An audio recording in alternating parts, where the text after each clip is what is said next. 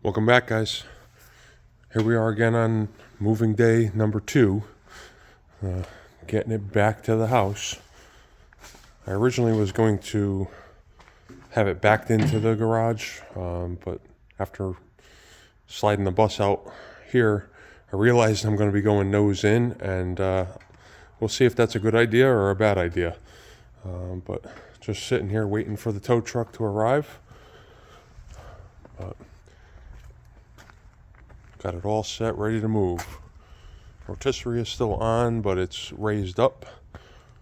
So we should be good with that. The weight is off of that and onto the wheels. And next time we see it, it'll be back at the house. Well, there she is. In the garage. See, it's a little bit tight, but I think we'll have enough room to work on it.